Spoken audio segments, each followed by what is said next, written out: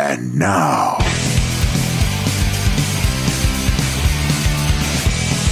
it's the Still Unnamed Podcast with your host, Petey Salas. Hey kids, and welcome to another exciting edition of the Still Unnamed Podcast. You know who I am. Welcome back. Thank you for joining us on your Taco Tuesday morning or whenever it is you're getting around to listening to this. We're here. This is episode 20. Can you believe that? 20 episodes down.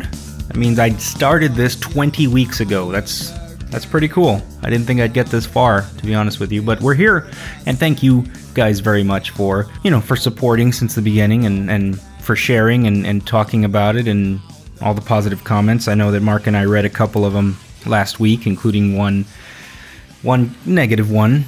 That's not the only negative one I've gotten. It's just that one was kind of creative, so I thought I'd share that one. But hey, some people like us, some people hate us. But I think we're just gonna adopt the motto: "They hate us because they ain't us."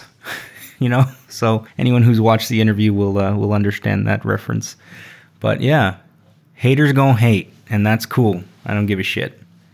I'm doing what I'm doing. We're doing what we're doing. Thank you for supporting. If you love the show, drop us a line. If you hate the show, drop us a line too. I'll give you your 15 minutes on here. So, back to the show. Got a fun little chat here with a good friend of mine named Hector Zapata. Hector Zapata is one of my success stories in the world of media.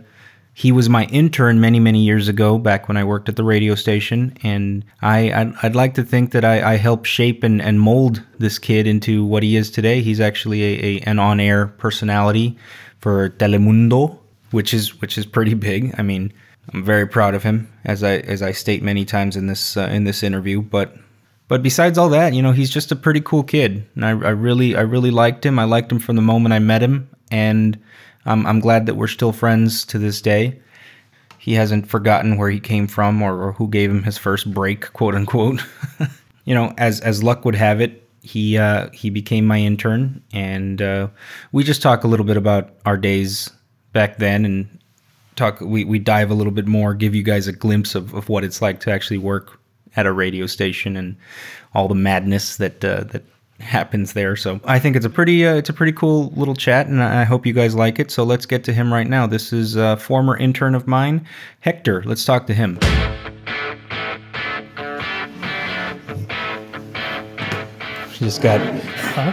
We got just text messages going off left and right. Yeah, because we're mad chick magnets. Right. All right. Testing 1 2 1 2. Testing 1 2. I forgot you're a professional now. I'm not a professional. Shut up. Yeah, I still cuss my way around it. All right, let's start this. Hey man, how's it going? You're nice, I guess. You're like went into this. Yeah, you got to turn it on. You just got to turn it on. You look down and up. Like, whoa, hold on, dude. It's a different person. Yeah. I turned it on. You went like this. Let's get this rolling. Well, I'm here with Hector Zapata, and how you doing? Hector Zapata is a good friend of mine, and I've known him for a few years. He was actually my intern. Yeah.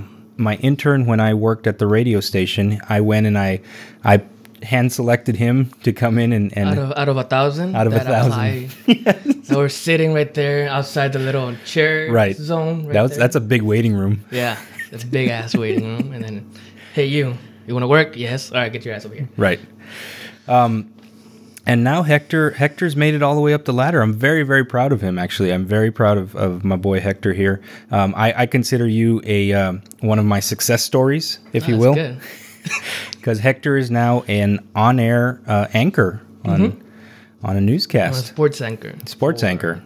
With Telemundo. Mm-hmm. It's been, December? That's 4 months already. Yeah. Going on 5. So. I mean, what did you start? You started production there or something, right? Yeah, I started actually doing graphics for the newscast. That's right. That's what you were doing. They pretty much told me, do you know how to use Photoshop? And I'm like, yes. All right, this is what I'm going to be doing. Mm-hmm. Sometimes you're going to edit like stories and stuff like that. And that came like a year later. Right. I was just pure graphics, working on the And I mean, does it work like it did at Entravision, where it's like, hey, you've got a pretty face, let's put you on TV? No. No? You actually need to know what you're doing. So it's actually professional based. Yeah, you have to actually know. If you don't know it, they will teach you and make you do it. Did you want to do it, or were you just told, like, hey, you should try this? At the time, I was just looking for a job, so I was like, do you know how to use Photoshop? Like, yeah. Well, can you do this? Like, no, but I'll freaking try.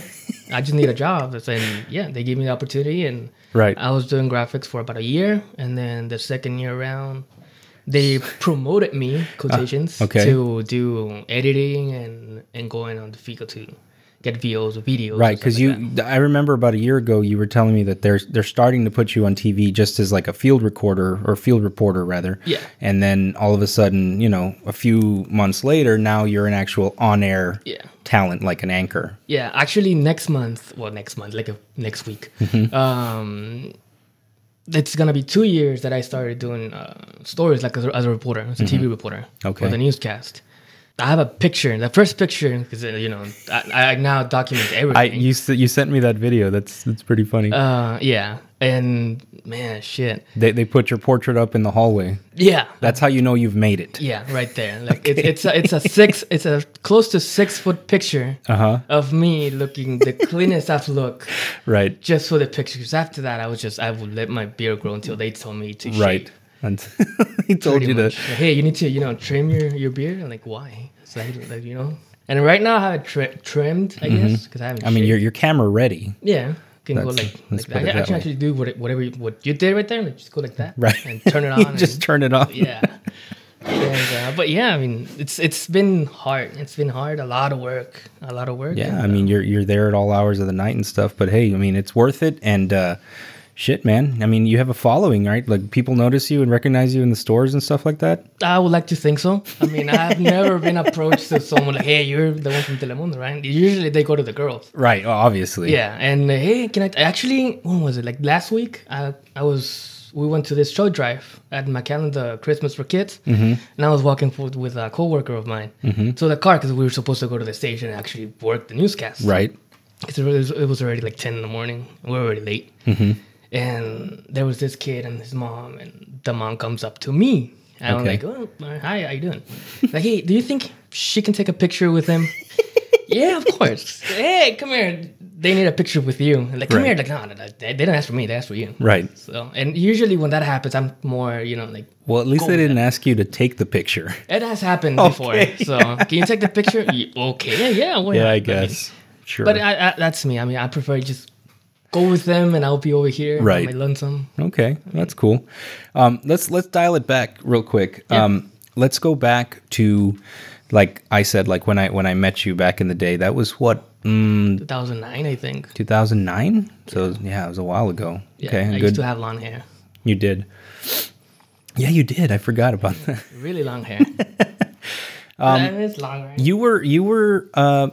You graduated from Pan Am. Yes. And so obviously you were a Pan Am kid, and that was like the deal because we weren't going to pay interns, so we had to go get free interns. Yeah. So I went and I found, I guess I called over there or something. I don't even remember how it happened. Oh, Mr. Mann helped out. Yeah. That's who it was. Mr. Mann was your teacher, was my teacher, my mentor. And he sent you. Teacher, I guess. Right. He's been in the business for 40 fucking years. He's bound to know a few people. Yeah.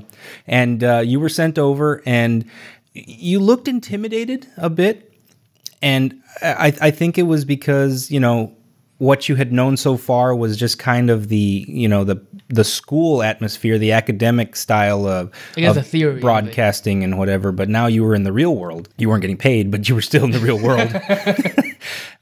But you picked it up really fast. I was really surprised. I was very surprised at how fast you were able to pick everything up, and you made the most of it, and you came back every day diligently, and you helped me out tremendously. You like to tell the story of when I finally took vacation. Vacation. Yeah, finally. I mean, there was no such thing as vacation for me. I was the production director. You were the only one. I was the only one working there. That's why I desperately needed help. They weren't going to hire me anybody, so I went and found an intern. Yeah, well, here's the story, though. Right. I was supposed to intern with KURV. So I went there. Oh, that's right. Yeah, I was supposed to do my internship at KURV. I went there. The person in charge wasn't there. I waited for about 2 hours, and then Mr. Man called me. Right. And like, hey, I have this guy. His name's Pete. He works at Intervision. He's looking for an intern. You're up for it? Like, yeah. I mean, I'm actually looking for an internship. I need an internship to graduate. Right. I needed something. I don't want to take like 3 more classes. I need a summer internship so I can actually learn shit. Right. Okay, but just make your way over there. He's gonna be waiting for you. Apparently, he's looking for someone. He's been interviewing. No one likes him. Something like that. I don't remember. That sounds about right. So I went over there, and I was I was intimidated because I mean, all I knew was I knew how to edit audio. I knew how to make spots and stuff like that, but I didn't know how freaking fast you were to edit them. Right. And when I got there, I mean, I got there all dressed up, I guess. And you came in, you Hector, yeah, come here, all right? Right. So we went to a little booth, and I told you to take your pants off. Of course. That was step one. Yeah. Right. And after that, right, you pretty much told me, though, do you want to work? Like, I was like, yeah. I'm more than work, more than anything else. I just wanted to learn. Right. Because before I went to TV, I wanted to do radio, production-wise. I always loved doing production. So you were like, all right, well, can you edit this? And I was like, yeah, I can edit. It took me like 5 minutes to do it. Right. And you pretty much told me, you don't know how to edit shit. I was like, what? I mean, I was fast. I think it was well done. I mean, I was thinking this. And you just came in like bluntly, you don't know how to edit shit. Get the fuck out. So you started editing. I'm like, oh, that's how you do it. So I started because I remember I was editing at Pan Am with Edition 3.0, something like that. I remember that. Okay. And you were editing with the very first one, so... Right, I had the older version. Yeah, right. And I remember you editing backwards. And editing backwards, and you were like editing the freaking sound, and Robert Salas will come in, yell, cuss, and then go back to the booth. And I was overwhelmed by the amount of shit going on just to edit one spot. Right. And I mean, I started like, all right, I think I can learn. It's just like need a week. It actually took me like 3 days to pick it up. It did. You were very fast. And I don't consider myself a very good teacher, even though I was a teacher for a while. I know, I heard. But I've never considered myself a good teacher. I think I'm more of a motivator. I'm more of like, I'll make you feel stupid if you don't pick it up. Yeah. So you'll force yourself to pick it up even faster. Thanks to you, I'm the same way now. Yeah, excellent. There's nothing wrong with that. Yeah, I already told people. I mean, I've been not yelled at. People have, make known that usually if I have very high standard of people, and I told them, well, if they want to do shit good, they need to learn how to do it good. Right. And the best way to do it is to actually make them do shit good. Right. Trial by fire. Yeah. That's always been my philosophy. Yeah, and I mean, I went that with you, especially that damn week. Okay, so yes, as I stated, I was the only one working there. I could never take any time off. I was there from, 9 a.m. to midnight some days. Finally, I got Hector, and finally, Quentin's mom said, now you have help. Now we're taking a vacation. And I said, well, he's not really help. He's an intern. He's an undocumented intern. Yeah, I'm an undocumented intern. And she said, I don't give a shit. You're taking me to New York. So I said, fuck it. Let's go to New York. Yeah. And I put in for my vacation. Now, hold on. Before we get there. Right. The internship was supposed to only be for 300 hours. Oh, yeah. Which I freaking did in 1 week.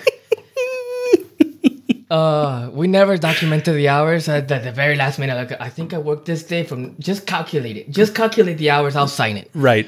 I did the hours like in less than a month. I was freaking working. Right. And you I guess your ex-wife told you about the vacation, and you came to me like, hey, I know you're about to finish, even though I was already finished. Right. I need you to take vacation, dude. Not come till this particular week. And I was like, why? Because I'm taking vacation. I'm leaving you to do everything. Right. And so that way you're doing your hours, even though you already finished them. Right. I was like, okay. And I actually liked going to, right, to work to the internship, even though the crazy shit like would go there. Right. I actually liked it. I was learning a lot. And I was like, okay. So I didn't go for a week, and then you called me, like, hey, remember what I told you? That I'm going to New York. Mm-hmm.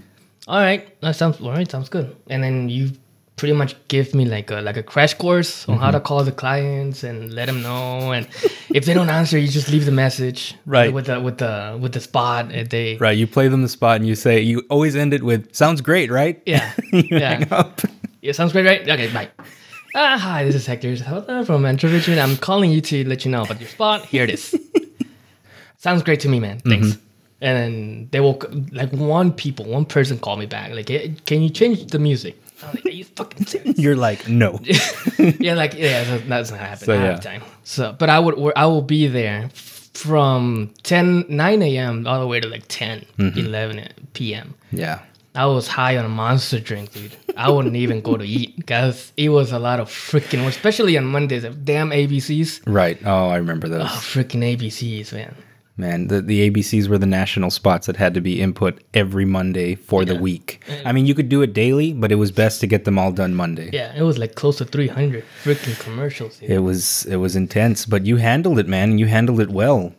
Thanks. And I mean, well isn't even a good enough word. You were fantastic for being an unpaid intern who's only been on the job for 3 months. 3 months.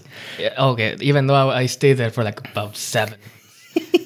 Right, it was a 300-hour internship that I kept stretching somehow.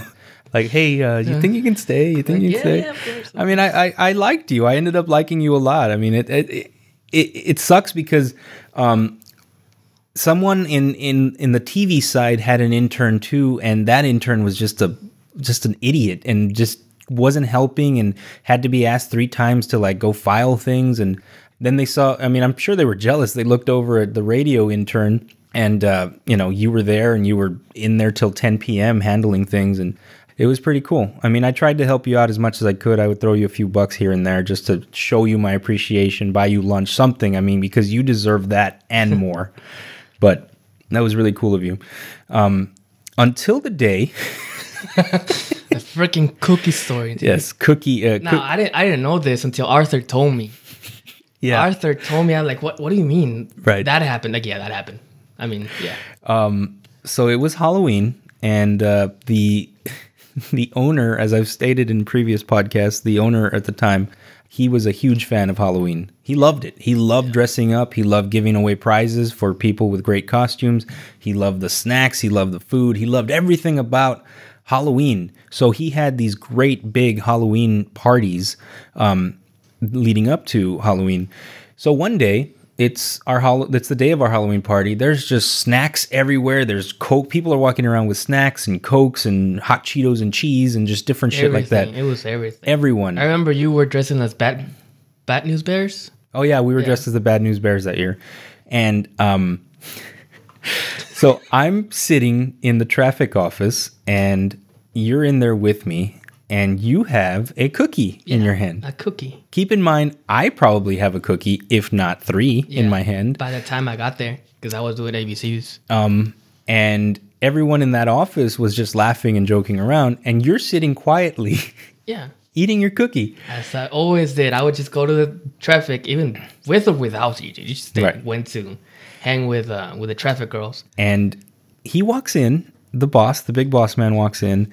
He kind of does a scan of the room, kind of says hi, walks out. And as he's walking out, he says, hey, kid, and that's me. Hey, kid, come here. And I said, okay, sir. So I got up, I walked into the hallway with him, and he said, who is that sitting over there? And I said, that's my intern, sir. And he goes, well, why is he eating a cookie? And I said, oh, because it's Halloween, sir. I think he's just having a snack. And he goes, well, look, we don't fucking need him in this office if all he's going to be doing is eating cookies. And I said, okay. And he goes, get rid of him. Man, I've been busting my ass for the past 7 months. Right. And there I was with a moral dilemma. I had the best intern in the world, and my boss just asked me to fire him. An unpaid intern for eating a goddamn cookie on Halloween. So I had to pull you into that same little booth that I molested you in and originally, and I pulled you in and I said, hey man, I don't quite know how to say this, but Larry wants you gone. And I'm really sorry. And I'd never fired anyone in my life before. and it was very hard to do. And I hated having to do that. And to this day, I still like it. It irks me to even think that I had to do that for such a stupid reason. If you were stealing, if you were doing something, I would have kicked your ass to the curb with no problem. But that was just ridiculous. And again, I'm sorry about that. Yeah, that happened. Yeah, that happened. Out of a freaking cookie. So from that time, I got not fired, but I was let go from like 2 jobs. Mm-hmm. And I was like, the people were like, I'm sorry, we have to let you go and stuff like that. Right. Like, all right, whatever. I mean, shit happens. Right. And I learned from there. But everything I learned from the internship there was priceless, dude. I mean, not only what I learned in production side, but all the shit that went down during my time there. Right. It was hilarious. And your time there was like 7 months. 7 months, and I was scarred for life. Right. I mean, it's a wacky place. Yeah. People who have never worked in the radio business, and I think it's just that building too. Like I've said, I've told people, like, I've been to other radio properties. I've been to Clear Channel. I've been to BMP. Like, they don't act that way, the way that the people in that building acted. It was fucking ridiculous, but it was priceless. Yeah, and you would walk to the TV side, and it was like everyone was just stuck up. Right.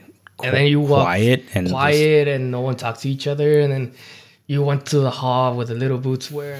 Then to your right was the radio station. As soon as you hit the radio stations, everyone was just going. It was a fucking circus. It was a fucking circus. It was a circus, exactly. We were the carnies. Yeah. That's exactly what they called us. And it was true.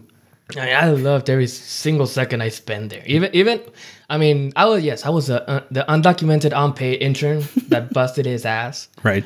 But just, I mean, who your boss before that? I mean, I've never had a boss that would, take like 3 to 4 hours to lunch just to go see The Hangover. I remember that. Yeah, like, hey, well, because I knew that we were going to be working late. I knew that this was going to be a long night. We probably had a holiday coming up. Mm-hmm. And I said, you know what? I think we deserve a break. So I said, let's go watch The Hangover. The Hangover. And the freaking, not only your phone, but mine was just like blowing up. Where the fuck are you guys? Nowhere. None of your business. Yeah, we're having lunch. Stop it. Yeah. That was... As soon as the movie finished, you were like freaking out. Like, hey, we need to go. Yeah, let's run. Let's fucking run. I was like, okay, let's go. Yeah, that was awesome, man. It was fun, dude. It was fun. That was freaking hilarious. Yeah. But we fast forward now, and you've made it, bro. Yeah. You've made it. Congratulations. Little by little. Thank you very much. Just little by little. I mean, it took me a while to get where I'm... From where you started. From getting fired for eating a goddamn cookie to being a news anchor and a very prominent news organization. Sports anchor. Why do you keep saying that? Is there like a division line? And then, well, we're all together, right? We have a little newsroom. Mm-hmm. But it's the newsroom. And inside that, we have the sports section, which is pretty much a freaking little office with 2 guys and 1 TV, 2 computers.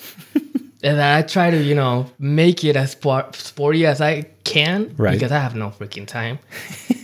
And I mean, before I was doing sports, I was doing like hard news, and then like getting shot at and. Really? Yeah. Remember I think it was on July, the La Jolla shooting, all that. Oh, yeah. You were there? Yeah, I was there. I was 20 feet, 50 feet from the house. They were getting shot. Wow. Yeah. That's intense, man. Yeah, dude. It was a different experience. Yeah, no shit. I mean, now that I think about it, I mean, we were in the freaking line of fire, and the Border Patrol and police and SWAT and DPS were like, get the fuck out of here. And like, shut the fuck up, I need the shot. Yeah. And I was live, dude. We were live doing live cuttings. And I had the live view on my back and the camera on my hand and with my producer on the phone. Now, by the time that happened, there was a rumor that the suspect he escaped from the house and he was like running all over the place and shooting everyone. Okay. So everyone just came back to the street that we were and started like, like get hot and shit and danger and whatever. And I was like, shit, this is like fucking gold. So I and all you saw was ratings. Yeah, all I saw was like, my fucking God, this is amazing. And everyone, like 2 reporters from another newscast went inside a house to protect themselves. And another one went back to their car to be away. Now there's 2 photogs, me, the monitor, Channel 5, and me, and that's it. And my photographer. I never had a photographer. That was like, I think, the first time I had one. So I was kind of like uncomfortable because I'm used to do everything by myself. Right. So I'm like, what can I help you with? Just stay there. Just stay away. Stay there. Be quiet and stay away. Yeah. Get inside the truck. No, I get it. You got that from me. So I'm like, I talked to the photographer and I'm like, hey, what do you want to do? I'm like, I don't know, dude. I mean, I want to go right there, but I mean, they will fucking kick us out, and I don't want them to kick us out because I mean, the fucking shot is right here. Right. Fuck it. So we just grab everything and we start running with them.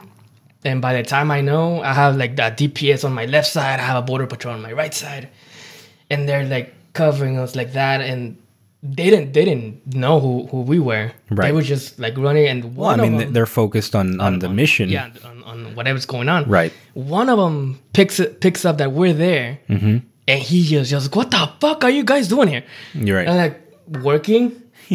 And like, no, you have to go back. And so like a flurry of gunshots just goes off. And right.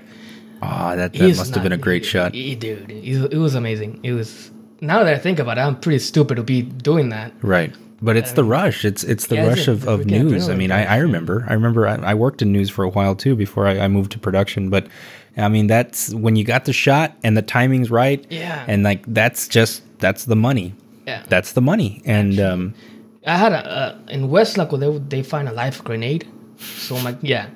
And I'm like, oh man, so what's going on? But by the time we got there, everything's, like the perimeter set up. You can't walk more than they tell you to. Right. The McAllen bomb squad gets there so I can blow it up. Okay. Safely. Right. So I'm interviewing this lady. Like, yeah, what do you think this is happening? Do you think, your privacy, your safety is compromised because of events like this? And she's like, yeah, no, mijito, no, es que a cada rato pasa, like in Spanish, right? Right. And all of a sudden, I have the photographer on the weekends. He's like getting the shot of the interview, and all of a sudden we hear like boom. I just turned, did you fucking got that? I'm like, yeah, I got it. So by the time I'm editing the whole thing, we hear the boom, the explosion, and I had to bleep my whole freaking 10 seconds of cussing.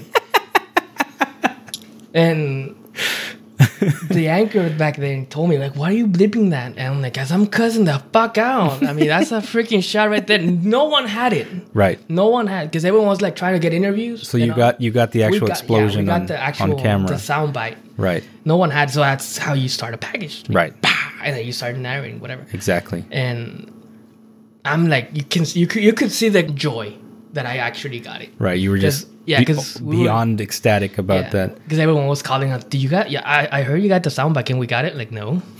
They were asking for to borrow it or whatever. Yeah, they were asking, we'll give you credit and shit. Like, no, dude, this is my shit. It's exclusive. We never get exclusives. That's awesome. Like mine. So, yeah, that's, I mean, good, I got the opportunity to work in this for news for about more than a year. Right. Now. And I got stories that made it nationally and state and other cities. It's kind of completely different, and I never would have dreamt from being an intern with you to be where I'm at. Right now. Man, that's fucking great. I'm so like I'm very happy for you. I'm very, very proud of you, dude. Thanks, man. Very cool. Well, thanks for stopping by. No problem. Even though I passed your house, past the station like 5 times. You got lost on the way to the network studios. Yeah, I mean it's really, really hidden. You should never. I now know why you didn't text the address. Yeah, no, it's an undisclosed location. Yeah, now I get it. That's cool. I get it, dude. I mean, shit. We didn't even get to talk about chicks. We were talking too much about news. Yeah. Well, you can edit. That's why it's press production. That is true. You can edit the whole thing. That's true. I mean, I'm happy to see you, bro. Because I mean, you've been really important to me in the sense of growing in what we do. But yeah, I mean, I'm happy that you're doing good. I mean, I've been listening to that podcast since the very first one. I've been laughing my ass off. Right. You were actually one of the first people to contact me and be like, this is good stuff. Yeah, this is fucking gold, dude. That was really sweet of you. Yeah, I mean, the first time I heard, I was like, shit. I think it was your brother-in-law, the first one you did. Mm-hmm. And then when I heard that Robert Salas was gonna be here, I was like, shit, I need to hear to that one because I know the guy. He's like, but yeah, dude. I mean, I'm happy you're doing this. I've enjoyed every single episode, and thank you. I actually heard the reference "shit the bed" once in a TV show. Okay, which one? Suits. Yeah, I've never seen that show. It's a good show. I know what it is, but I've never seen it. It's a good show, and I was getting up to date with it. And there's a scene where this fucking lawyer's and he's a dumbass kind of lawyer. I mean, and they tell him not to do something, and he does it anyways. Right. And one of the main guys comes in and like, what the fuck did you do? And you just fuck up everything. You just shit the bed. I started laughing my ass. I was like, oh my god. That's a fucking reference. They made it a USA Network. And I wish I could take credit for that, but I first heard it on a Rob Zombie movie called House of a Thousand Corpses. I've heard of it. Okay, there's a clown, like a real raunchy, dirty old man clown, Captain Spaulding, and he said it in that movie. He walked into a room or something. He goes, "Oh hey, shit the bed, there you are." And ever since then, like it stuck with me. And that, I mean, when the laptop shit the bed, that was like the best thing I could call it. That's. And I'm sorry, but I've been using it at work when someone fucks up.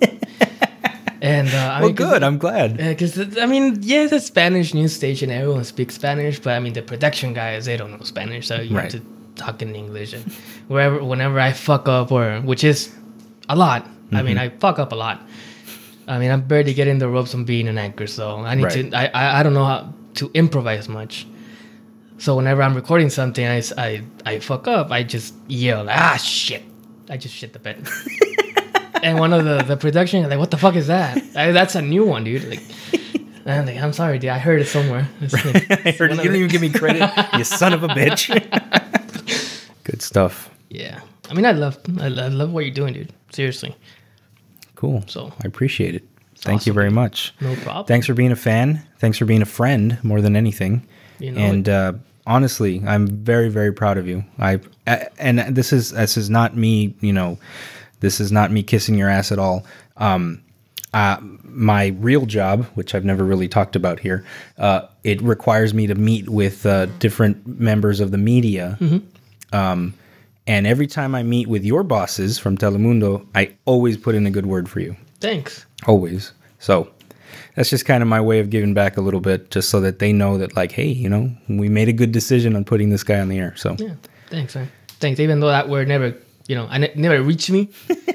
Doesn't matter. It doesn't. That's it's a thought. Hey, I carry a lot of clout in the media. That's good. That's not true at all. That's not true at all.